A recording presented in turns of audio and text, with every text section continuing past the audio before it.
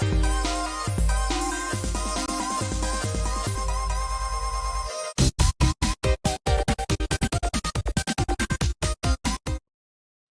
everybody, and welcome to our early comics review video. I'm Andy. I'm Matt. We're here with Infinity Flux Comics out of Chattanooga, Tennessee, and this is our big show where we show you some of the biscuits and Biscuits and gravy, yeah.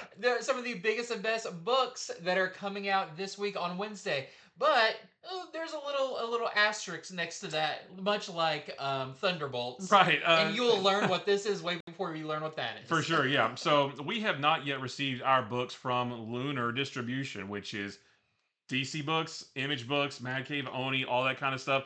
Those books have not yet come in. They are scheduled to come in tomorrow on Tuesday. They will be here in time for New Comic Book Day on Wednesday. So if you shop with us, no worries. They will be here in time. It's just that we do not have them right now for this video. So today, this video, we only have Marvel books. However, we are going to record a special video tomorrow and put it out tomorrow going over the big DC and Image books, whatever else is out there, because this is a huge week for DC. We have Absolute Martian Manhunter, Absolute Wonder Woman, Hush 2 Part 1, Justice League, Superman. There's a couple new Image books. So it's a huge week for DC and Image and some others. We just don't have them in store yet. We have read a few of those issues already through preview copies, but we don't have the books in hands. We don't have the variants, and we want to wait till they're on the website for you to be able to order as well. So today is just Marvel, but there will be a special video tomorrow going over everything else. So be sure to tune in around the same time on Tuesday, and we will finish out the week's books. Yeah, it is such a big week. You may find that your local store too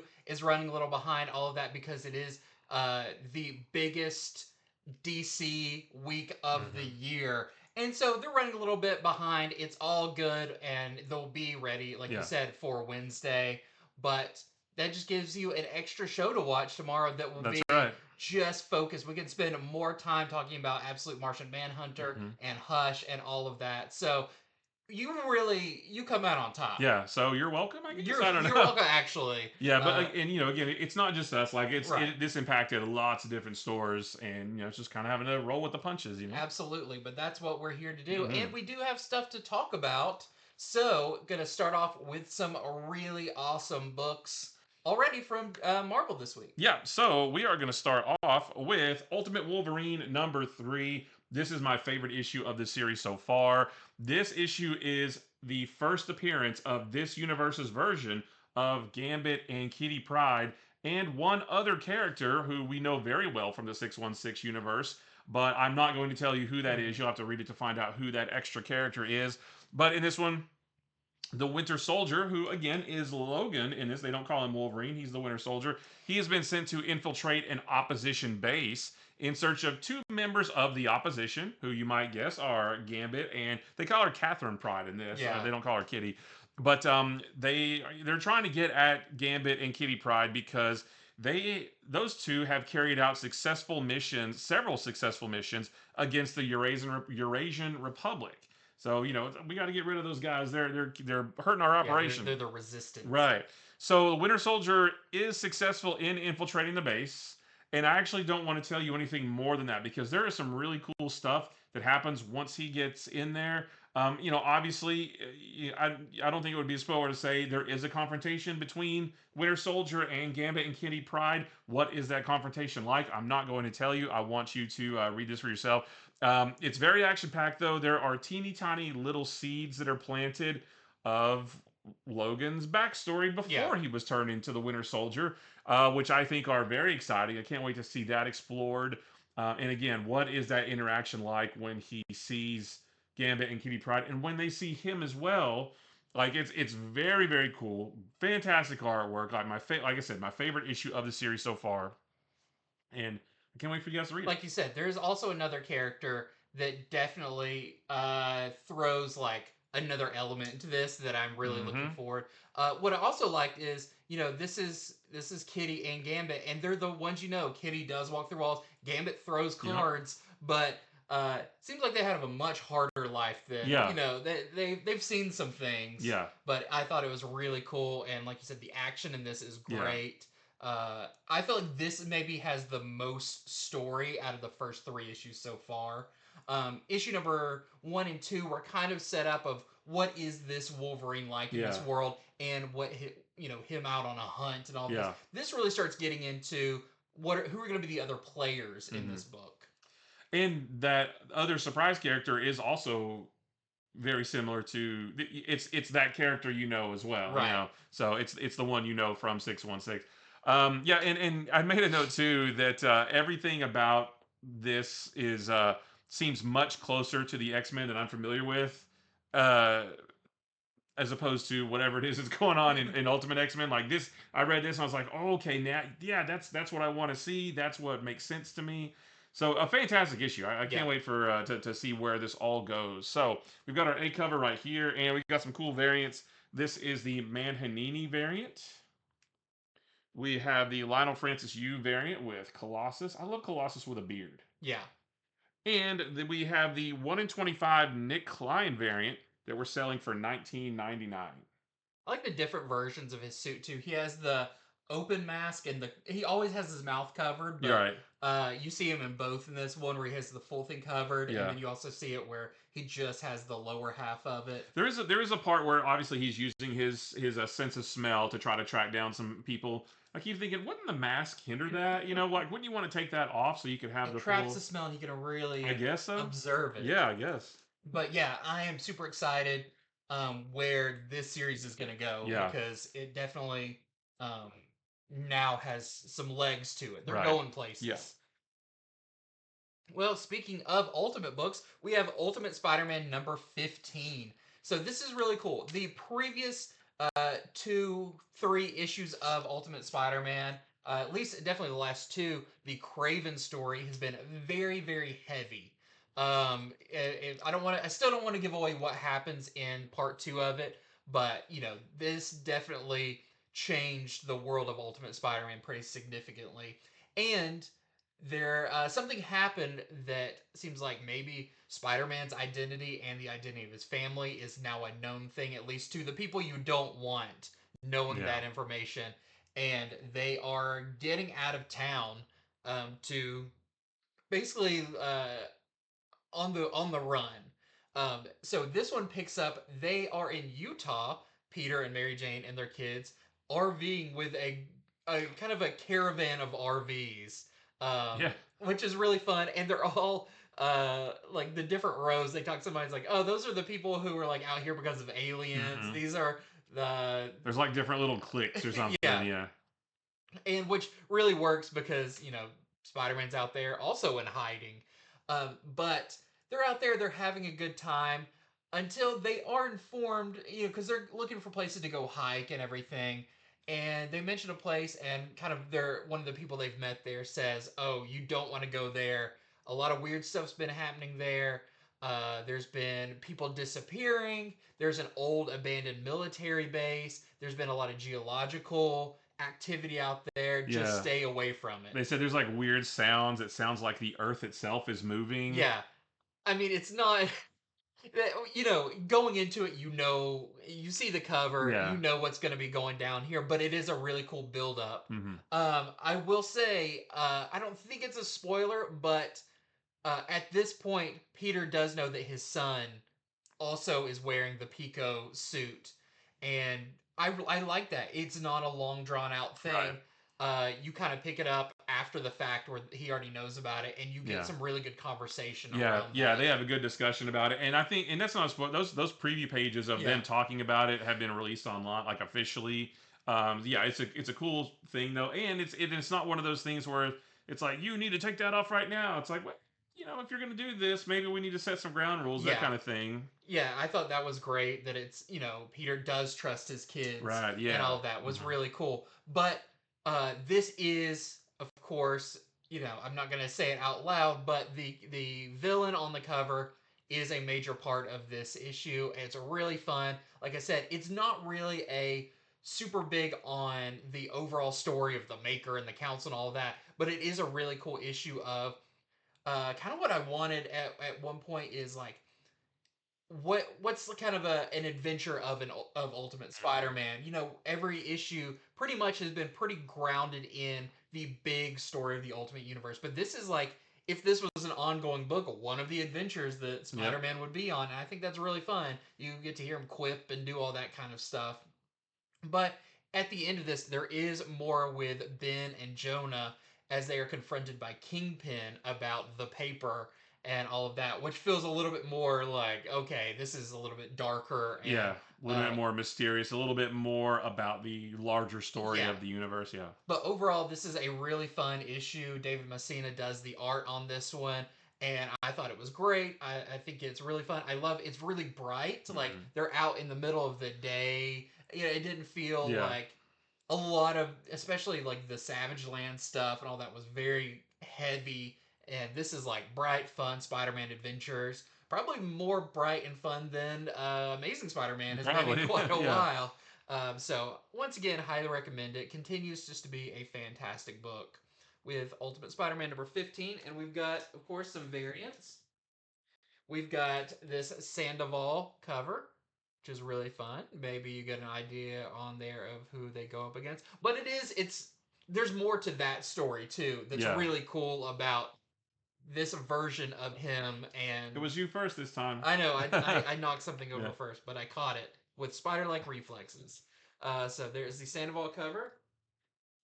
We have a Marco Cheto cover. That's the one I pre-ordered. I love that. Very classic.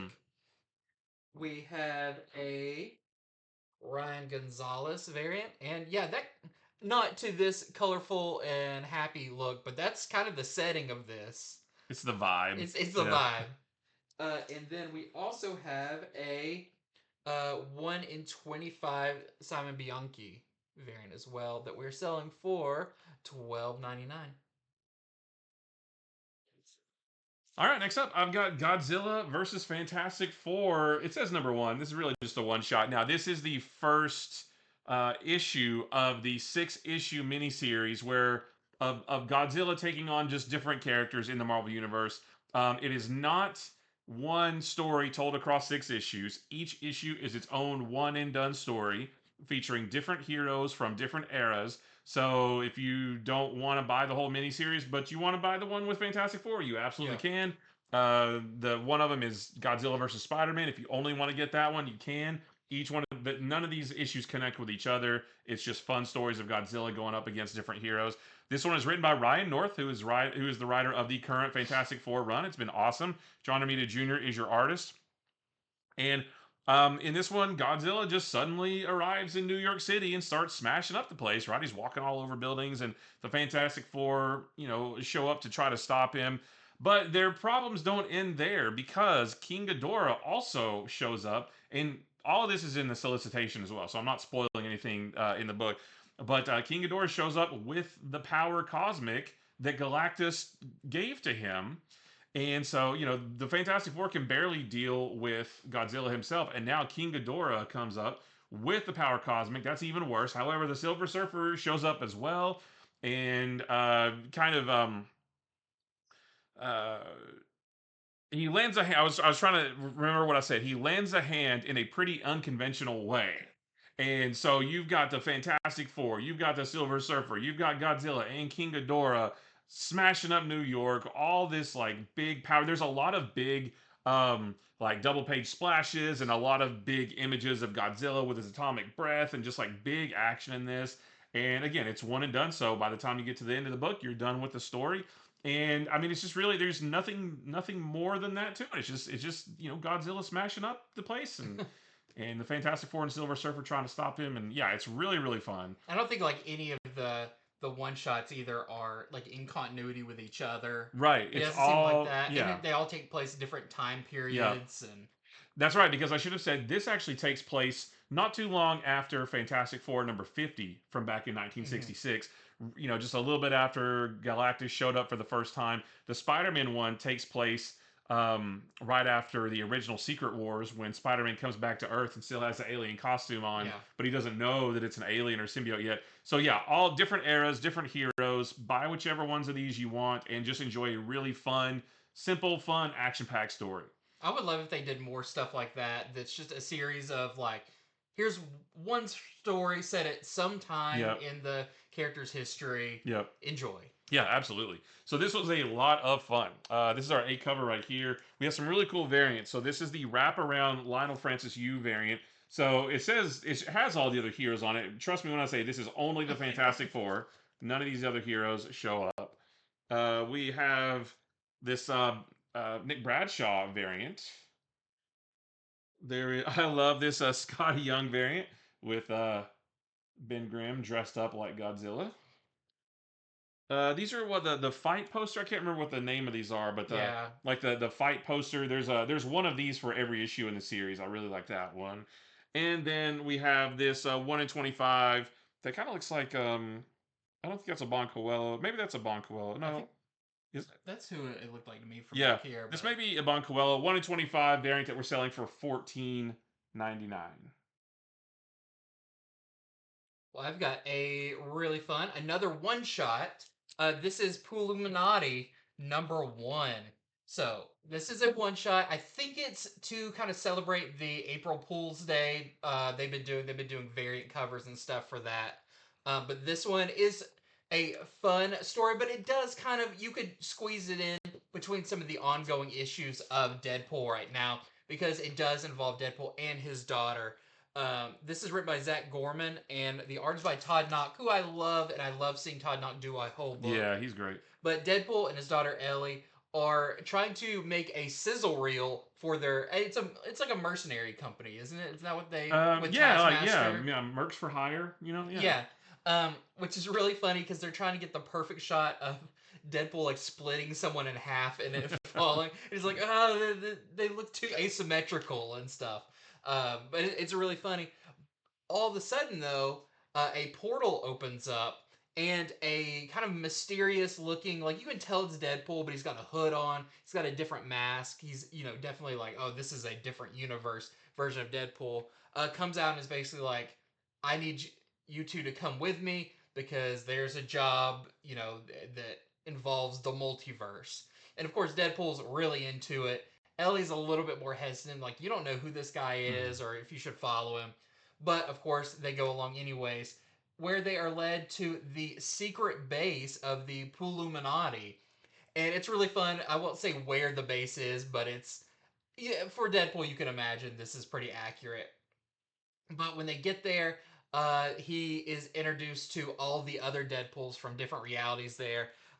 It's really fun. So some of them are Swimming Pool, who is Deadpool, who's the only one who can manage having an in-ground pool. Mouse Pool, Vod Pool, and I was like, Vodpool, like it's like vaudevillian, Yeah. but it says went from vaudevillian to vaude hero. I was like, that's pretty good. Loop Pool, who can only say palindromes. So he just screams like race car Yeah. and stuff. Valley Pool, who's like a Valley Girl type character. But you could definitely tell none of these are very hard hitting Deadpools. And that's where the big story comes in because this Deadpool that got 616 Deadpool says, hey, we had our leader who is Brainpool and he went missing in another reality and we need you to go get him. Clearly none of us are really well equipped to deal with the kind of action and stakes that are out there, but you can. You're Deadpool with the swords and all of that. So Deadpool, because he's promised a place among the Pooluminati if he succeeds in this, and he's really into that idea of being part of a group. Go on this mission, and I'll leave it at that. But there are more Deadpools that show up, some really fun ones, and you may not know which Deadpools you can trust and not trust as you go along through it. It's really fun. The ending's really fun. There's kind of some heartwarming moments in it as well between Deadpool and his daughter and all of that. Plus, there is a backup story about the daughters of Deadpool, which involved Ellie and Princess, the symbiote wolf Yep. one. That's just kind of a like fun adventure of them together. That's only like 2 or 3 pages. Yeah. Some more like little nice connective tissue with the Yeah, main Deadpool exactly. So it's series. like Yeah. this could take place during that. It's just a one-off detour story. And nothing in this, I don't think, unless one of these Deadpools shows up at a later time, is really super important. But if you're looking for a fun one-off story with great art by Todd Knock, You'll really like this. I really enjoyed it, and I'm not always the biggest Deadpool fan, but this one was really cool and had a good like. I didn't think the jokes Yeah. overstayed their welcome. So I guess this is the first appearance of all those Deadpools that you mentioned. Yeah, but mostly the ones on the cover do not appear in this. It's Oh, all different yeah. ones. Yeah, people have to read it to see all the Deadpools, but there's some really funny other ones as well. So that is your A cover. We also have this Lionel Francis Yu variant, of course, homage cover there. And speaking of homage covers, here is the Anandito cover, which is a homage to Illuminati Illuminati, number yeah. one. It's very cool. Let's see, is any of those?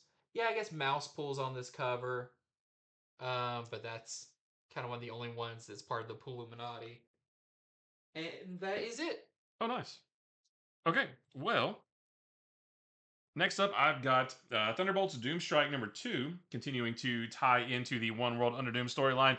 And in this one, Bucky gets word that there's an insurgency growing, an insurgency against Doom that's forming in Texas. So he goes and grabs John Walker, U.S. agent, and they head down there to check it out. When they get there, they're surprised to find that Sharon Carter is there. And that's not a spoiler because she's on the cover right there. And they have received intel that Doom is moving a top secret payload via train right through the town that they're in, right through the town that that insurgency is in. So they concoct this plan to try to stop it in the hopes of hurting Doom's operation and to help them because, they mentioned something like, well, yeah, but to stop a train. And it's like there's like a cool part where they're describing the train and they're like, yeah, it's floating on magic, so they don't need rails and it's moving very quickly and we're going to need a Hulk to try to stop it. And that's where Bucky says, actually, I've got somebody else, and it's Ghost Rider 44, who, if you're reading Hellhunters right now, he's a big part of that. So it's a nice little Hellhunters reunion because in that book, Ghost Rider 44 and Bucky, like little sidekick Bucky, they have a really cool relationship. He's almost like a sidekick to Ghost Rider 44 in a way, and now so it's cool to see them back together in this book. So what's cool about this book is what you see on the cover here actually pretty much does happen in It this sounds book. like an Old West train heist. That's exactly right. Yeah. So yeah, a lot of this does happen right here. This is what the book is about. They try to, rob this train in order to, see what's on it, see what this payload is.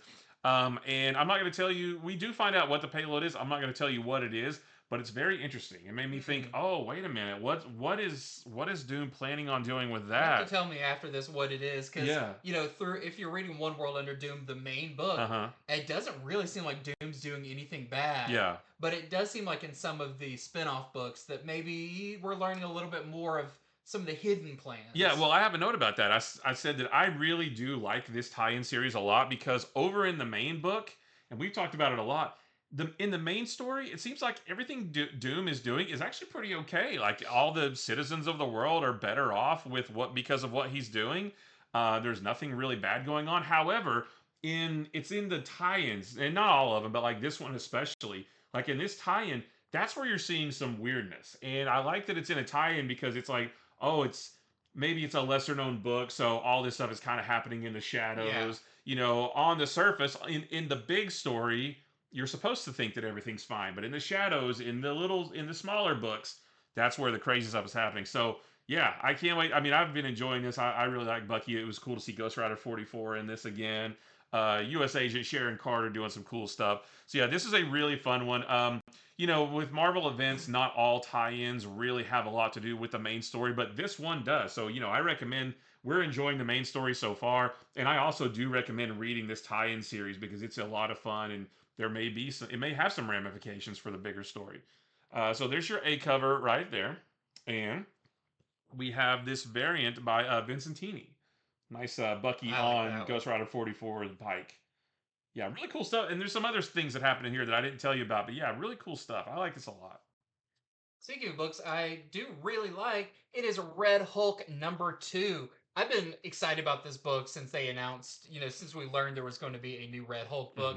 And it's not a slow burn, but I can tell they're really building it up because I would say this, not that it's super important to One World Under Doom, but it does feel like even in proximity it has to do with the one world Yeah. under Doom, because we do find Thunderbolt Ross in the previous issue has become part of this cabal, this think tank that Doom has put together, but not very comfortably. They are more like prisoners, Hmm. and it's Thunderbolt Ross, it's Machine Man, it's Deathlock, and a couple of others.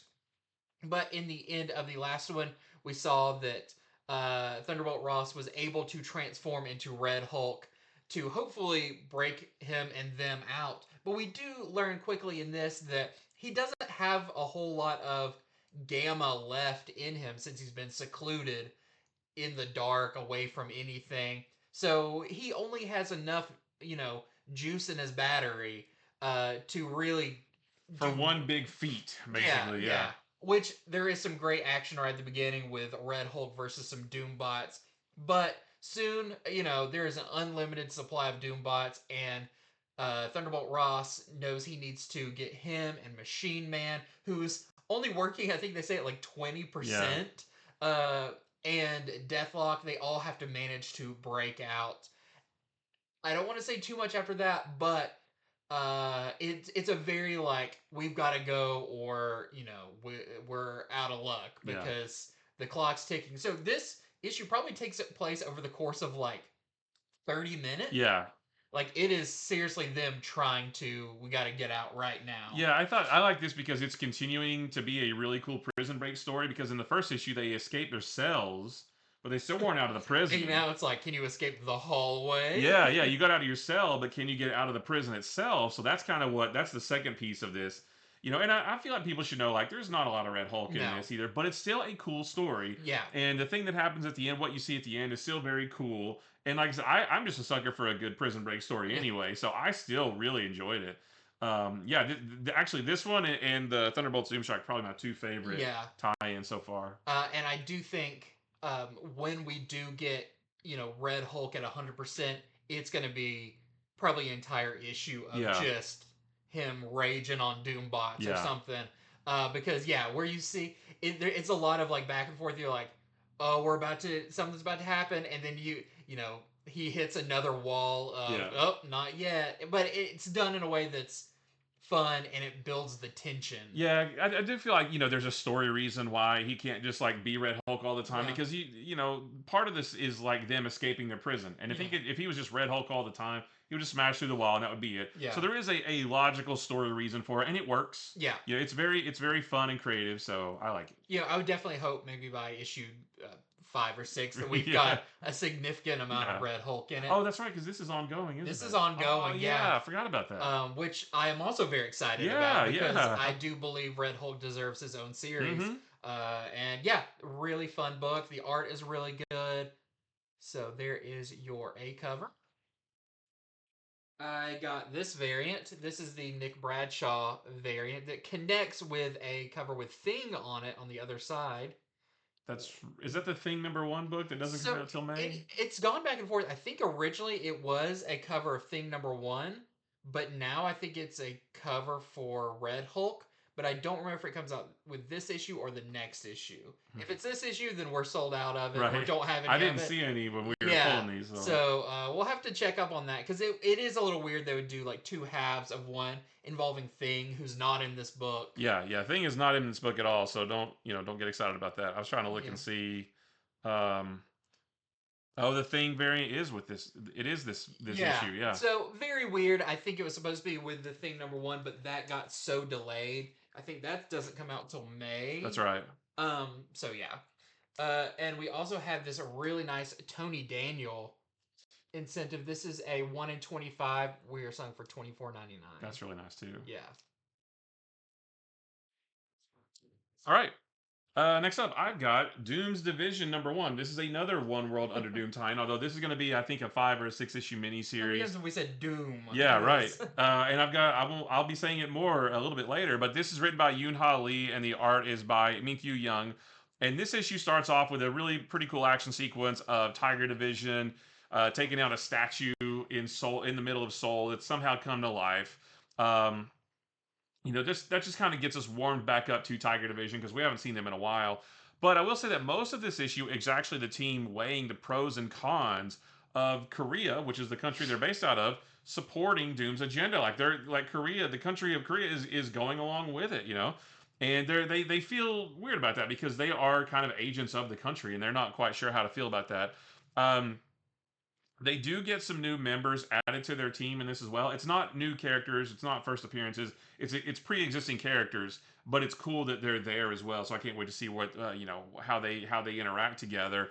It does seem like the overall story of this series is going to be them dealing with a resistance movement against Doom that has been growing and building. It's being led by Sunfire, which we haven't seen him in a while either. There's not they don't confront Sunfire in this, but there's like reports of this resistance, and they're like, I don't know, should we go do something about that? So I think that's what is going to be the overall crux of the story.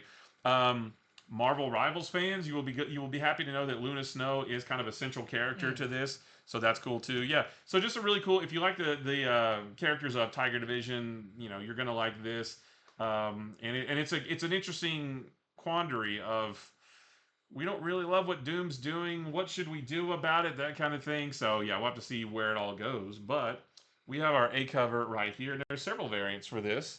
There is a Anandito variant, which that looks.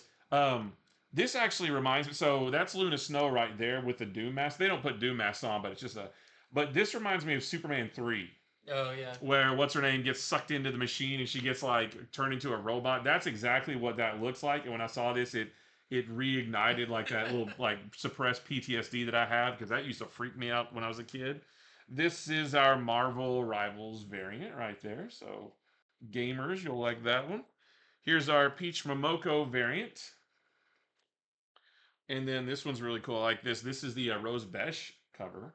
Nice. White Fox. Yep. And then this is a 1 in 25 Franny variant that we're selling for $19.99. Time for me to get on my Star Wars soapbox. This is Star Wars Rise of Skywalker adaptation number 2. So, I know I always come in this with a lot of people's mixed feelings about Rise of Skywalker, which are completely valid. But, once again, I want to stress how cool this comic is because this is not only an adaptation, but expounds upon some of the scenes that were cut, some of the stuff that had to be cut because of Carrie Fisher's passing, all of that. So we get a more rounded out version of Rise of Skywalker in this. So this is picking up from the last page of the last issue, where's the scene where Kylo's TIE fighter is flying at Rey and she does a flip and like cuts it.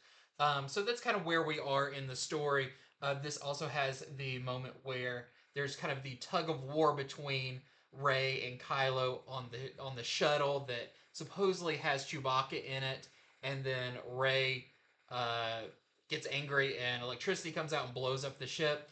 That's one of the cool parts in this is you actually get some of Kylo Ren's internal dialogue during that part where he does talk about he senses the dark side within Rey, and I really like that. I really like the internal dialogue for these characters because it does kind of confirm stuff or kind of solidifies ideas that were kind of glanced over in the movie, but at this point Kylo knows like, oh yeah, she's definitely got that tendency within her. And that's where we get one of the first coolest added scenes in this where Kylo actually imagines Rey on Palpatine's throne, the throne he has from the end of the movie that's all spikes and everything. It's a dark Rey. She's got the dark cloak on, everything, and Kylo's standing right next to her. It's cool to get some foreshadowing of the one quick scene we see later with the dark Rey, but we're getting more like Kylo's really seeing the potential in Rey at this point. We also get another key scene in this, which I really like, and I really wish we could have got in the movie, but because of Carrie Fisher's passing, we weren't able to get. But there's a scene where Leia is kind of mourning the loss of Holdo and of Han and of Luke and all of them at this point, and she's holding Han's medal from the end of A New Hope, where he blew up the Death Star and was given that. She has that medal back and is thinking about this when Maz Kanata comes up. And that's another character that was built up really big in Force Awakens and then didn't really have too much to do. But it's really cool to see this moment where Maz Kanata kind of talks to her about why they're doing what they're doing, and we don't want these. If we don't do what we're doing, these people we lost will be casualties. But if we win this, they'll be heroes and will be remembered and all of that. Just some really great moments that were not in the movie, but really help the story and the emotional beats play out to a much better extent. So again, highly recommend picking this up. Whether you like the movie or not, you're going to get a bigger, cooler story out of this. Plus, the art's great. It's not just a shot-for-shot retelling. There's kind of new camera angles and interesting layouts and all that that really make this like, oh yeah, you could only do this in a comic as well. So we've got our A cover right here. And we've got some cool variants. So this is our Will Sliney variant. We have a movie variant. We have a Dursima variant with Jedi Leia. And that is it. Some really, really cool ones this week. That's not the last Star Wars one you'll see this week. All right. Well, next up, I've got Fantastic Four number 30. And this also is a very nice companion piece to the One World Under Doom storyline, especially if you read number 2 and you saw what Doctor Doom did to Ben Grimm, the Thing, in number 2. This is the fallout of that. This is, oh my gosh, how does, when you saw that in One World Under Doom, you're thinking, oh my gosh, what does Ben Grimm do? This tells you what his next move is. So he's struggling with it, right? Which is interesting because for years and years and years, all he wanted to do was be human again, and now that he has that, he's struggling with it because he feels like he is no longer strong enough to protect his family. And he even said at the end of One World Under Doom that Doctor Doom is like sort of poking fun at Reed for saying, "Ah, you can never fix this." And Ben's like, "Hey, don't worry about it. I've come to terms with who I am a long time ago. I'm totally cool with it." But now that he actually got what he originally wanted, he doesn't know how to feel about it, and it's really eating away at him. He does make a pretty drastic decision in order to not in order to get his powers back, but in order to be able to deal with this because he's like I said, he's really struggling. There's something that happens where he's not able to protect Alicia in the way that he used to be able to. Which then kind of snowballs into, I'm not going to be able to protect my kids and all that kind of stuff. So he does something that Alicia finds out about, gets very angry, but he does it because he wants to be able to just like psychologically deal with this big change in his life now. So this is a really nice, like, it's not the next part of One World Under Doom, but when you saw that big moment at the end of issue 2, this continues right on from that. And the ramifications for him, and also what Alicia thinks, what his family thinks, and even what the general public thinks. There's a few things in there about what the general public thinks about all this because it's very public knowledge that this happened to him. So I do recommend you do not have to have read the other 29 issues of Fantastic Four to read this. If you've read One World Under Doom number 2, you will be perfectly caught up and able to read this right here. And I do recommend it just to see, like, oh my gosh, what's the next steps for Ben Grimm. So we have our A cover right here, and there's some really, really cool variants for this. So this is our Disney What If variant. This is the one I did not pre-order, but I should have. This is the Daikuan foil variant, and holy cow, look at that. Maybe one of the best foils I've seen. Yeah. It's kind of got multiple layers of foil, different colors and everything. Right there, you can kind of see, like, all the background here is foil too, and then you can see the lightning is foil. This is absolutely gorgeous. Like, camera doesn't do it justice. I'm going to try to snag one of those. This is also the Gleb Melnikov spoiler variant, which I don't know why it's a spoiler. Like I said, if you read One World Under Doom number 2 from a week or two ago, then you know what's going on here. And it's on the cover of the A cover. And it's and it's right there too. This is the In Hyuk Lee variant. And if you notice, they've been doing on all of these, they say Fantastic 3. And I think on the next issue it says Fantastic 2. Yeah, it goes all the way to like Fantastic 1 and stuff. So that's gonna be really cool. Yeah, this is our Peach Momoko variant. And we have a 1 in 25 Rod Rice variant that we're selling for $19.99. And it's on that cover too. So everything's a spoiler cover, I think. If everything's a spoiler cover, then nothing Then is a nothing spoiler is cover. right, yeah. Next up, I've got what the last issue was kind of a tie-in with One World Under Doom. This one less so, but it's still, I really like this book. This is Weapon X-Men #2. In the previous issue, you had this team of Deadpool and Wolverine and Cable and Thunderbird and all of them and Chamber going into Latveria, which was kind of the One World Under Doom thing. But it kind of realized that first issue, not that it didn't matter, but it was set up for the big thing that happened. Deadpool kind of turned a heel and is under employment by someone. I still don't want to give it away because it's a really cool final page reveal of the previous issue. But someone has hired Deadpool to bring in Wolverine for some nefarious plans. So Deadpool, it like even has kind of a commentary about like I bet you're wondering why I turned heel and all this stuff while he's like driving this cool like boat thing. I wish they had put in like the record scratch. Yeah. I bet you're wondering how I got here. So it's Deadpool does kind of explain a little bit of it, but he's still a mercenary. He's got Wolverine knocked out, and he's taking him to whoever hired him. Who Deadpool at this point doesn't know who hired him, but he's soon gonna learn. But we know. We know. Yeah. Meanwhile, you have Cable, Thunderbird, and Chamber. Find a really cool way to chase after Deadpool. I'll just leave it at that, but it's something when I saw that I'm like that's really cool. I feel like we haven't seen this in this form in quite a while and just a classic X-Men thing. Um but what is the big villain's plan with Wolverine? You find out in this and it's shaping up to be a pretty cool fight next issue as there's kind of a new um, I don't know what you would call it. It's not character, but a new soldier introduced in this. That I think is a cool design, and I want to see what happens with that. So another great issue of Weapon X-Men. This kind of feels like a little bit of almost like an X-Force type. I mean, you've got your kind of '90s heavy hitting, more violent characters in this, but also it's just kind of a fun adventure. Mm-hmm.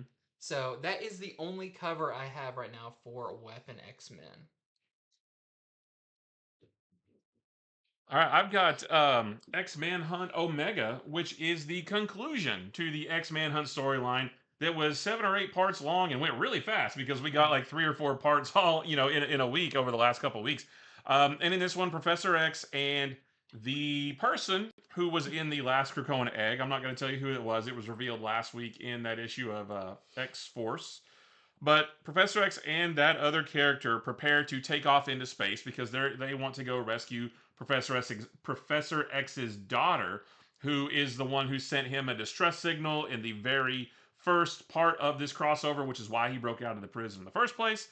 Um, However, Cyclops is hell bent on preventing Professor X from leaving because, and I understand this because he says that Professor X was the humans' prize catch, and if he gets away, then the humans, I don't mean all humans, but like the military or what, one organization, he says if their prize catch gets away, then they're going to come down on the rest of us even harder than they already are. So we are taking him back to prison. Rogue and her bunch still disagree. They're like, no, he needs to be let go. He's paid his penance and he needs to be let go. So there is a little bit more X-Men on X-Men fighting, that kind of thing.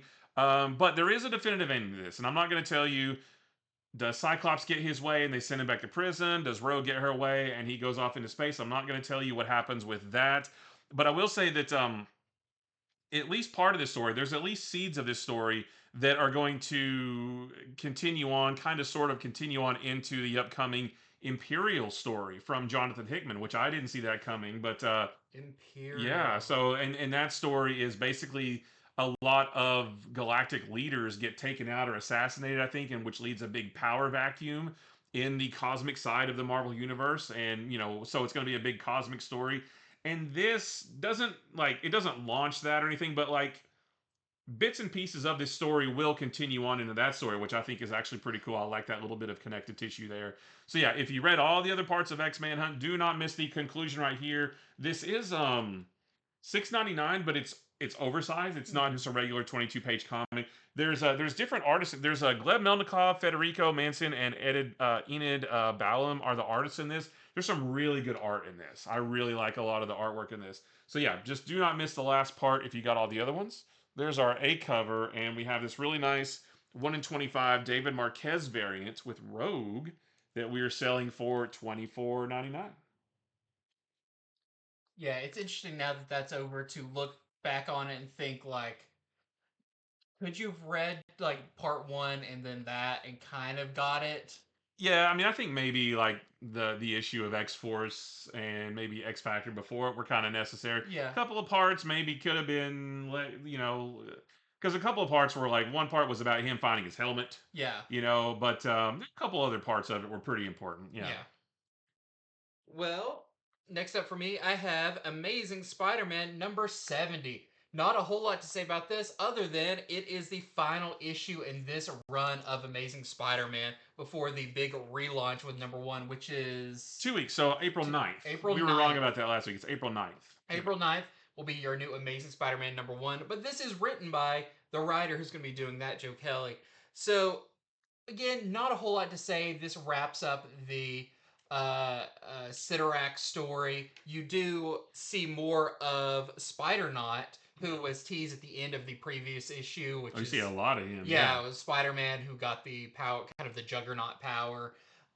It's really fun. He teams up with Juggernaut and kind of gets a crash course in how to be a Juggernaut. Right. From him, but yeah, it's mostly a wrap-up issue. There's not really anything that sets up the next run or anything other than there's a line that he says, "I need to find a new job," or something like that at the very end. Because there's also a bonus story by Joe Kelly and Kafu that doesn't really. I mean, it kind of pads the book out a little bit more, but it doesn't set anything up or anything. It's just another story within it.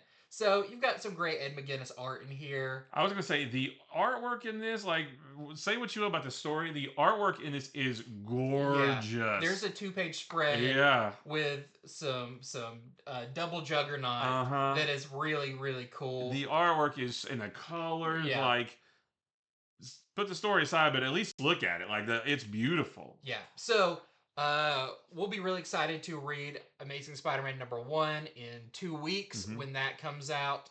But, rounding off this series and this story, I feel like it's not really like a huge final issue type thing. I think issue 1's gonna be more of like a big it's a first issue type thing. Yeah, but you're right. It does put a bow on the 8 Deaths of Spider-Man storyline, and also puts a bow on this run. So it's ready to start. Ready to do this and start new. Yeah, I'm clearing my mind. When number 1 comes out, I'm gonna read it with fresh eyes. I already know the artwork is awesome on it. Visually, the new one looks great. Yeah. So let's see the direction of the new Amazing Spider-Man, starting volume 494, whatever the next volume of Spider-Man's gonna be. So we've got a bunch of covers for this one. So there is your A cover by Ed McGuinness. You've got a really fun Scotty Young cover where he is responsible for the deaths of Spider-Man by shredding up the paper. We've got a Peach Momoko cover, which you do have a nice moment between Peter and Felicia in this, where he's basically like, "Sorry, I've been such a pouty butt," and she's like, "It's fine, just don't do that again." I feel like you should be apologized to all of us. He should have looked at the camera and said, "And to you, the reader, dear reader." We also have this Marvel Rivals cover, which I believe is a wraparound, which is really cool. I think the new run is volume 7. Okay. I think maybe I'll just counted all the other ones. We also have this Ivan Coelho cover, which Hobgoblin is not in this, but we do know Hobgoblin's going to be in the new run. So this is almost like one of those teaser covers of sneak peek covers or whatever, but that's a really nice cover. Here is your Frank Miller cover. Make of it what you Mm-hmm. will. We've got a April Fool's Day cover by Brent Schoonover.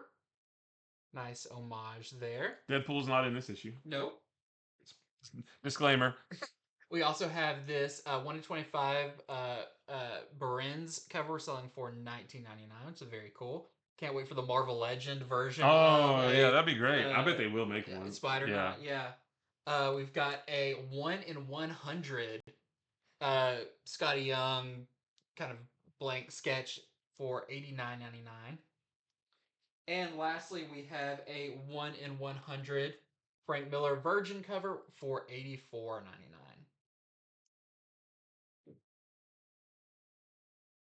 All right, real quick, I've got Wolverine Revenge #5. It's been over a month, I think, since the #4 came out. This is the last issue of this miniseries. It's the final showdown between Wolverine, Sabretooth, and the other character that we saw at the end of issue #4. I don't want to spoil it in case you haven't read it yet.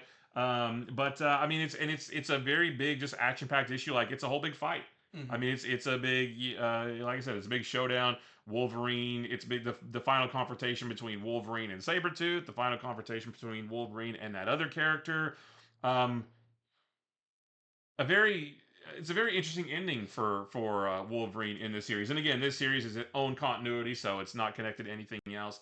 But yeah, so if you got all the other parts, please do not miss the ending. You're definitely going to want this. So this is our A cover. There is also, as all the other issues have, As of right now. yeah, this is also there's also a red band version of this. So I looked through both of these. The red band version has 2 extra full splash pages that the regular one does not have, but there's no extra panels. There's no extra dialogue or anything like that. It's just The last couple have been that, where it's just been, yeah. I think, 2 extra splash pages, kind of up close. Yeah, because when they started with Blood Hunt, there was a few extra panels too, Yeah. or the panels had like more blood and guts in them or something. But I think they've kind of rolled that all back, and now it's just 2 extra pages, and that's it. Those pages do not change the course of the story whatsoever. It's not like a post-credit scene. It's nothing like that. It's just 2 extra really cool Greg Capullo art pages. So the red band version is there. There's also this Sue variant. This is a variant of the regular version, not the red band. And then we do have this 1 in 25 red band variant. I don't have the artist on that one. But we're selling this one for $44.99. That's the only red band variant that there is. Yeah, and as we've talked about in recent weeks, there's a lot of Marvel books that are worse than the red bands Yeah. in the graphic nature of them. So, red band is a fun idea, but it doesn't always mean it's going to, you know, knock your socks off with how brutal it Well, is. I mean, I think if Marvel really wanted to do like more mature books, they should bring the Max line back. Yeah. I've been reading the Punisher Max Omnibus by Jason Aaron. That thing is way more violent than even the most violent Red Band book. I mean, that Yeah. thing's all over the place. So that's if they should just bring that back. I think. Well, next up we have, lastly for me, Star Wars: The High Republic: Fear of the Jedi #2. I don't have a whole lot of notes about this because we are so far into the High Republic and the Marvel run. This is the final story arc for the High Republic for this version of the High Republic. Just little things. The Jedi face the Nile on Naboo, but something that happens that sends the Nile retreating from the planet. But are they retreating, or are they actually all going somewhere that's actually going to be a bigger deal? If you're reading the novels, if you're reading the comics, you've got an idea of what's going on. But I would not say the issue 1 of this was a great jumping on point. But if you're enjoying it, the next issue comes out. I'm excited to, reread it again. But yeah, so you've got Star Wars: High Republic, Fear of the Jedi #2. There's the A cover. We have this really nice Lupacchio cover with Chancellor Lena So and her. Figure out what kind of tigers those are, but they kind of sit next to her as she rules. We have a Pete Woods cover. And lastly, we have this 1 in 25 cover. I'm not sure who did this one, but it has Skier on it, and we're selling it for $19.99. The last for me, just really quick, is Deadpool versus Wolverine slash 'em up, and this is the wait, yeah, that's the A cover. And this is a physical collection of the Marvel Infinite comic. It's on Marvel Unlimited. I think that ran for 15 chapters or issues, and all of that is collected in this book. I didn't get a chance to read it, but I did flip through it, and it's a lot of like really cool, like just fun Wolverine Deadpool action. I did see one part where they're going. Well, it looks like they're going through a tomb, like Raiders of the Lost Ark style, and they just like hold each other and let all the arrows and spears just like shoot them up.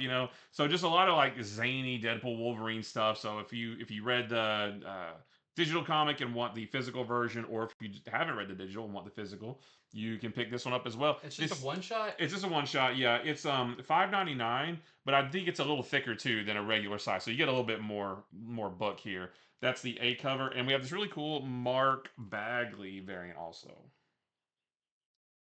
Well, that is it for our part one Mhm. of this early comic review video, like we said at the top of the show. But just to remind you, because of how big of a week it is for DC books, they are delayed by a day. They'll be coming in tomorrow on Tuesday for us. So we are going to be doing a video Tuesday evening where we'll be going all over the big stuff that's coming from them, which is kind of the biggest stuff of the week. Yeah. With Hush 2, Part 1. You've got Absolute Martian Manhunter, Absolute Wonder Woman, Superman 24. Yeah, Justice League Unlimited, I think 4 or 5. Yeah. What was the Vigilante and Eagly? Yeah, double that book. feature. There's some cool new books from Image coming. Yeah. So lots of cool stuff tomorrow as well. So be sure to stay tuned for that. Yeah, absolutely. It's going to be great. But we also didn't want to talk about them because we don't have them up on our website until they're processed and we make sure everything's there. So that will also give you another chance when we're done talking about that. You'll be able to order those as well. Yeah, because we've read a few of them already via digital preview copies, and we didn't want to talk about them and say, hey, Batman 158 is great. You can't buy it yet, but it sure is cool. But yeah, they will. Like I said, like we said before too. If you shop with us, whether it's local or online, they will be here by New Comic Book Day, so no worries about that. Do not worry about that at all. Yeah, so it's going to be great, and you get double the dose of our early comics review video. You get more of us. Oh, well, take with that what you will. Don't forget to subscribe so you don't miss out on that video and all of the videos we do. We are so close to 4,000 subscribers. We cannot wait to hit that number. Yeah. Like 50 something away, like 54, something like that. Oh, we're so close. So close, and we've got great stuff coming up for this channel in the coming weeks and months that you don't want to miss out on. But until next time, which will be tomorrow. Or if you're watching this in the future, in the past, I don't know. If you're watching this in the future, then that video is already there, so just watch that after this. Yeah. But until next time, see ya. See ya.